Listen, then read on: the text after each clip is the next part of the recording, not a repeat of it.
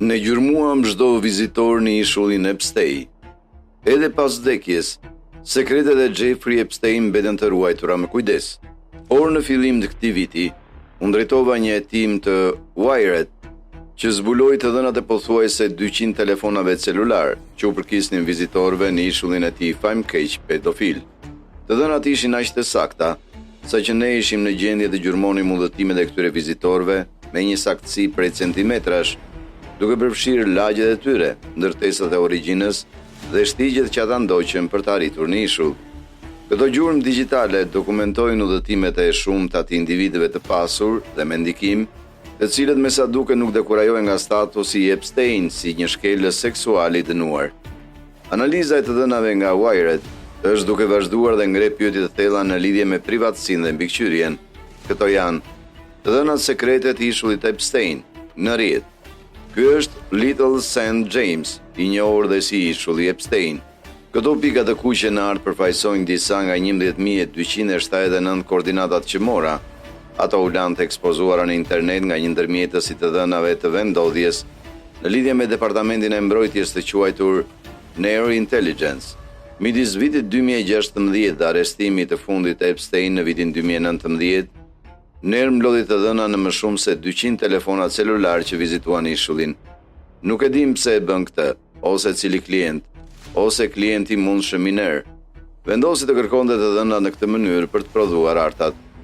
Por artat që do të shihni në këtë video tregojnë se ku vizitorët në ishullin Epstein kaluan pjesën më të madhe të kohës së tyre.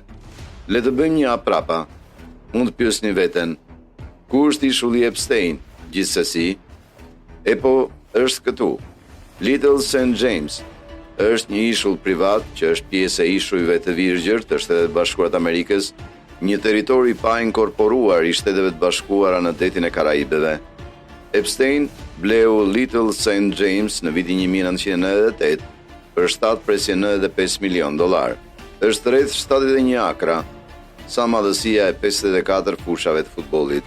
Ai e bëri ishullin në rezidencën e tij kryesore dhe me njerë pas saj, filloi të mirëpriste vizitorët dhe të organizonte festa famkeqe, ku akuzua se kishte ngacmuar, sulmuar seksualisht dhe trafikuar një numër të pallogaritshëm grash dhe vajzash. Artat e të dhënave të mbledhura nga Nair dhe të cilat ne në Wired i rikrijuam këtu, tregojnë vendet më të vizituara në ishull, nga shtëpia kryesore me pishinë deri te plazhet dhe ora e madhe diellore, gjithçka është në ekspozit. Përfshirë vendin enigmatik të tempullit në majtë Kodrës këtu, i cili ka qenë pika qendrore e spekullimeve rreth aktiviteteve misterioze të Epstein në ishull. Por gjurmimi i telefonave nuk u kufizua vetëm në Little St. James. Mbikëqyrja vazhdoi shumë kohë pasi vizitorët u larguan.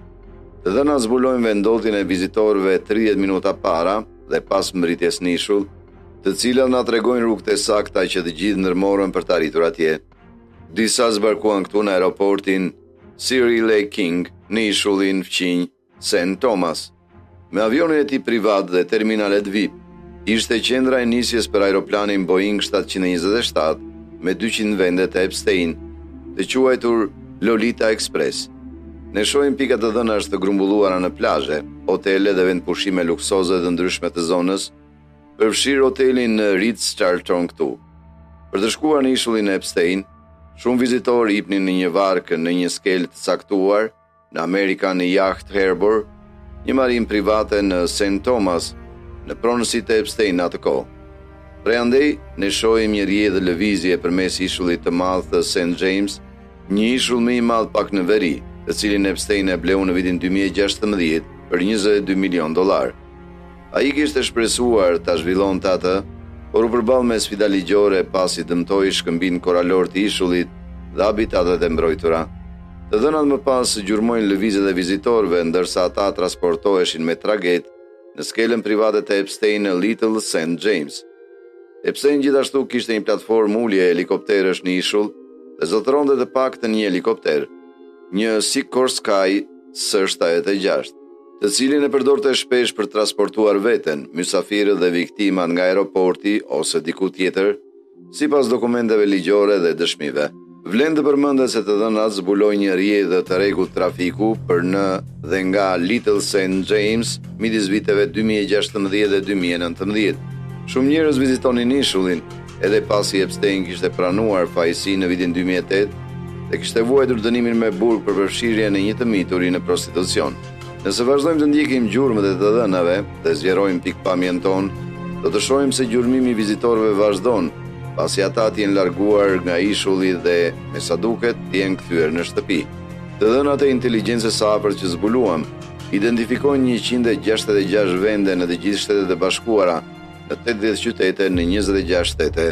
Në krye të listës ishin Florida, Massachusetts, Texas, Michigan dhe New York. Pikat e të dhënave janë etiketuar si vendodhje të zakonshme mbrëmjeje ose vendodhje të zakonshme ditore, zakonisht shtëpit ose puna e tyre. Shumë nga vizitorët katë të kenë qenë të pasur, siç tregohet nga koordinatat që tregojnë për komunitetet të mbyllura në Michigan, si dhe shtëpi në Martha Vineyard dhe Nantucket në Massachusetts. Ne kemi edhe pikat e të dhënave nga një klub nate në qendër të Miamit dhe gjithashtu nga trotuari përballë kullës Trump në New York. Para se të nxjerrin përfundimet nxituara, disa burime kanë nxjerrë në pandër veprimet midis Donald Trump dhe Jeffrey Epstein në evente shoqërore. Por pas dënimit të Epstein në vitin 2008, nuk ka raportime të verifikuara se Trump ka mbajtur një marrëdhënie me një pedofil të dënuar. Hidhni një sy kësaj pike këtu në New Mexico.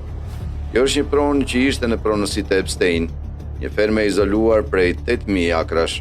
Një tjetër pronë e Epstein shihet këtu në El Brillo Way në Palm Beach, Florida.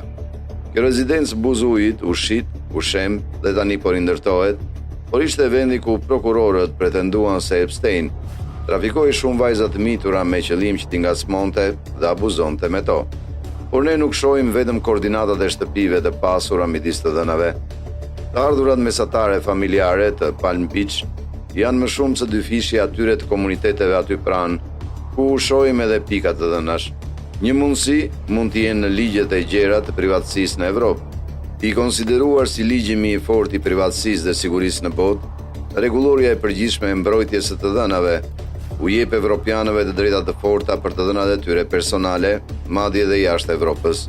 Sipas ligjeve relativisht të buta të privatësisë në SBA, Nër Intelligence ishte në gjendje të merrte të dhënat e saj të vendodhjes për këtë mbikëqyrje precize. Për të shpjeguar se si mund të jenë mbledhur këto të dhëna në radhë të parë, duhet të flasim për botën e reklamimit digjital dhe ndërmjetësve të të dhënave. Arsyeja pse shfaqet një reklam e synuar në një aplikacion ose një faqe interneti është sepse aplikacionet në telefonin tuaj kanë transmetuar informacione rreth jush në shkëmbim me reklamash dhe platforma ofertash në kohë reale. Ky informacion shpesh përfshin të dhënat tuaja të vendodhjes. Ndërmjetësit e të dhënave, si Nër Intelligence, nxjerrin, ripaketojnë, analizojnë dhe shesin të dhënat nga këto platforma reklamash. Në fakt, sipas dokumenteve të brendshme të kompanisë nga viti 2019, Nër Intelligence, e cila ka rënjë në Singapore dhe Bengaluru, Indi, pretendoi se kishte informacione për rreth 1.6 miliard njerëz në 44 vende. Ata ofrojnë një platformë për kërkim që u lejon klientëve të tyre të kërkojnë të dhënat e tyre të gjera, duke vizatuar një kuti rreth një zone specifike, si Little St. James. Nër ofron informacione rreth pajisjeve që u vunë re brenda zonës së zgjedhur. Ne nuk e dim kush ose pse dikush kërkoi në ishullin Epstein. Por raportet dhe artat që ata krijuan ishin të pambrojtura dhe plotësisht të kërkueshme si kodi aksesueshëm publik. Dhe aty i gjetëm. Dhe këto nuk janë të vetmet grupet të dhënash të Nër Intelligence që gjetëm. Zbuluesit e faqeve të internetit të Google arritën të gjenin të paktën 2 raporte të tjera, një që përfshinte gjeofeksionin e qendrës tregtare Westfield në Holland dhe një tjetër që synonte një park në El Paso, Texas. Këto janë të dhëna që nuk lidhen me hetimin ton në lidhje me ishullin Epstein, por tregojnë se sa të pasigurta mund të jenë të dhënat personale. Në disa raste, është vetëm një kërkim në Google larg. Pra, një këshill profesionale.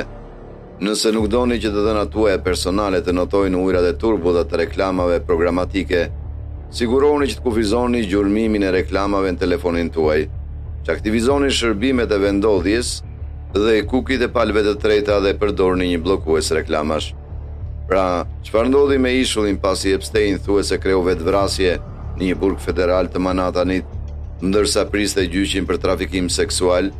E po, në maj të vitit 2023, investitori miliarder Stephen Dekoff bleu si Little St. James ashtu dhe Great St. James për $60 milion.